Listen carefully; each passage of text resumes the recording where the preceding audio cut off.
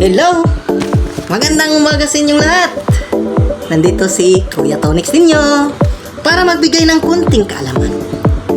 Ano ang nasa taas natin? Anong halaman po yan? Very good! Yan ay ampalaya o tinatawag sa scientific na Momordica charantia. Yan halaman na yan ay alam nating gumagapang. Kaya yung mga farmers, no, tinatanim yan, no, lagyan ng maybrong bahay, no, parang bahay siya, no, lagyan ng bahay. Doon siya nangunguyapit. Ayan, no. So, alam natin, mayroon siyang spiral na parang tali, no, na doon siya kumakapit. Ayan. Mabilis itong kumakapit, no, lalo na kapag inaalagaan, no. At saka, ang murang prutas at saka yung dahon nito ay napakasarap, no, napakasustansya at maraming minerals makukuha natin. Masarap din yung dahon na isalad natin, no? At saka yung isalad din, masarap din na hilaw, no? Isalad natin, no? I-blanch lang natin sa yung ang prutas nito at saka yung dahon, no? I-blanch, no? Masarap siya, no? Depende na yan sa inyong panlasa kung ano yung pagtitimpla mo, no? Maraming recipe ang maluluto natin sa ampalaya. Ang ampalaya, guys, no, ay napakadraming benepisyo.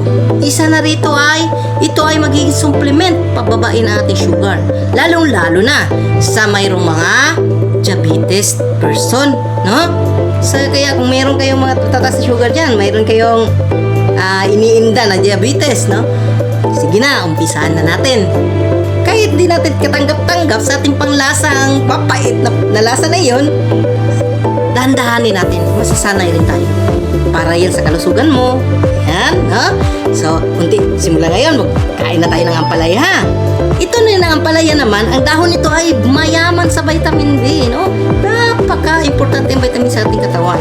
So, mayroon din itong vitamin C, no? Napakaraming vitamina at minerals para mapaboost ang ating immune system, no? Para maging malayo tayo sa sakit, no? Or mayroon ang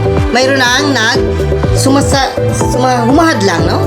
Parang protection sa ating katawan dahil tayo ay healthy, dahil tayo ay kumakain ng ampalaya.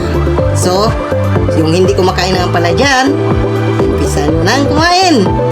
Para yan sa'yo. Para sa kalusugan mo. No?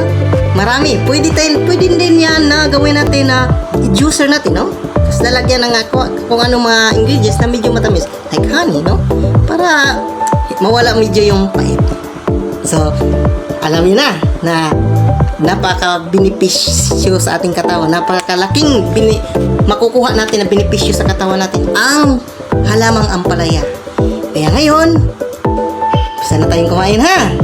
So, hanggang dito na lang. Sa susunod nating pagkikita, ito si Kuya Tonix ninyo. Lamang ang may alam.